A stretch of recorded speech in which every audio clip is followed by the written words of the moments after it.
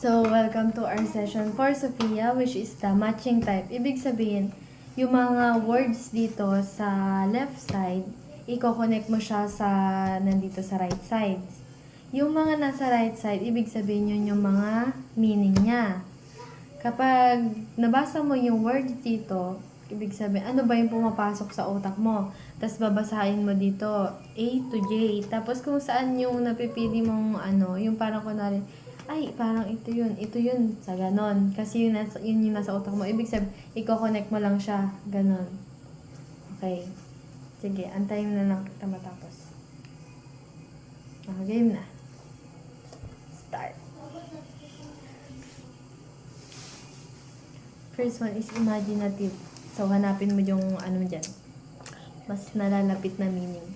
Pag narinig mo yung word na imaginative, ano yung naiisip mo?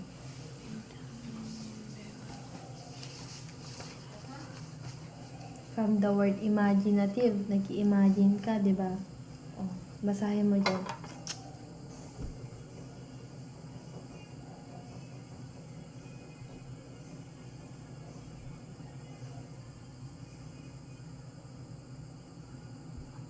Oh, sige na, tuloy-tuloy mo na.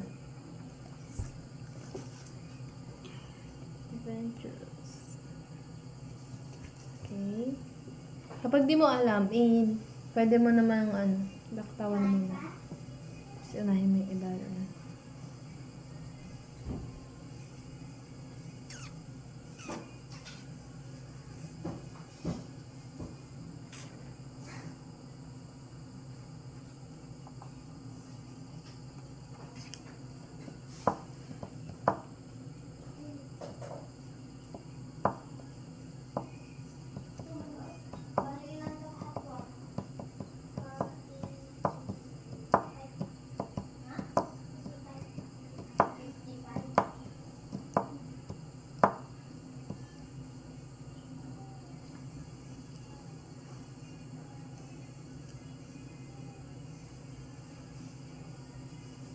Gusto mo tulungan kita? Basahin ko tapos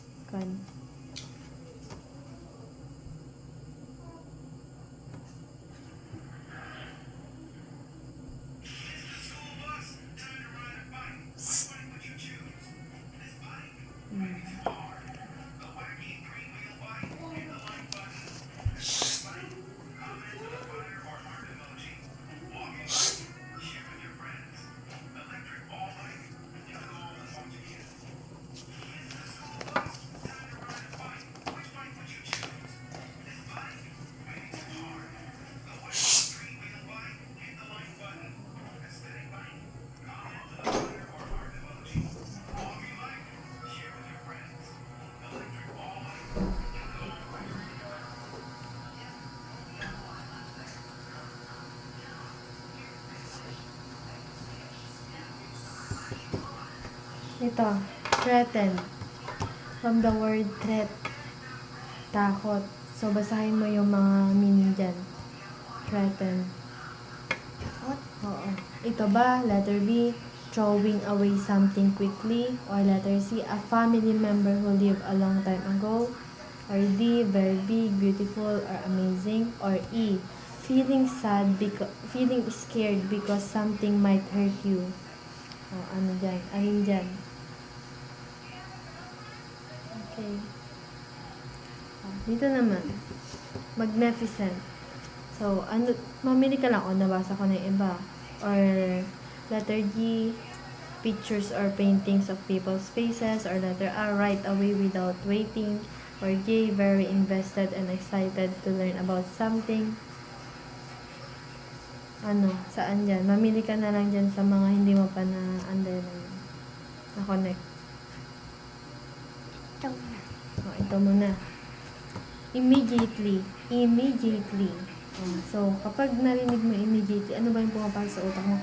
Ito ba yung kapag very interested ka and excited ka na matutunan yung about sa isang bagay?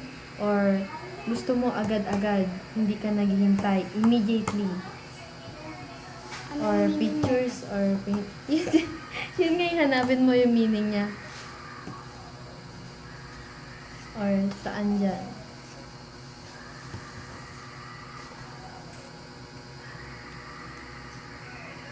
Ito naman, ancestor. Ancestor. Ano ba yung pumapasok sa isip mo kapag nakarinig ka ng word na ancestor? Ito ba yung pag-throw mo ng mga bagay-bagay agad-agad? Or a family member na pamilya mo na nabuhay na in a long time ago, gano'n. Or very big, beautiful, or amazing. Diba? Alin doon kapag sinabing ancestor? Mamili ka lang dito sa tatlo kung alin dyan.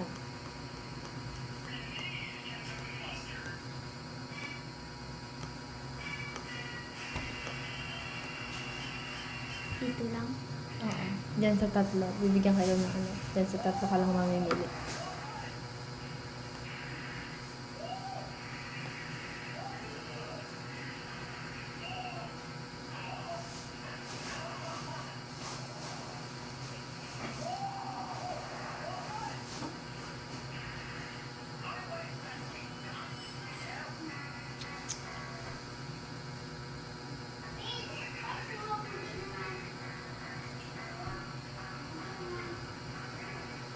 O, kapag portraits naman, di ba sa mall, di ba mayroong mga portraits doon?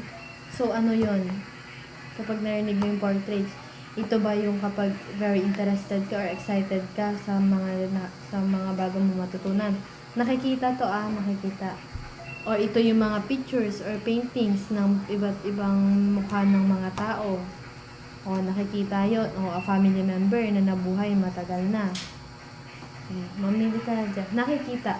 Keyword lang nakikita. So, ano siya? Ito ba? O family member na nabuhay matagal na? Or picture siya? Or paintings? Or yun. So, dito na. Magnificent and Beautiful. Ay, ito pa pala. Fascinated. Pag fascinated ka, mamili ka na lang B, C, or J. Yan natitirang tatlo.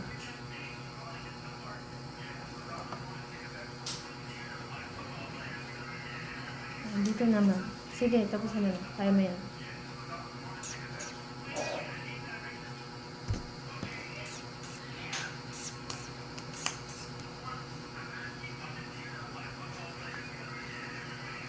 Kung ano na lang yung parang napupusuan mo.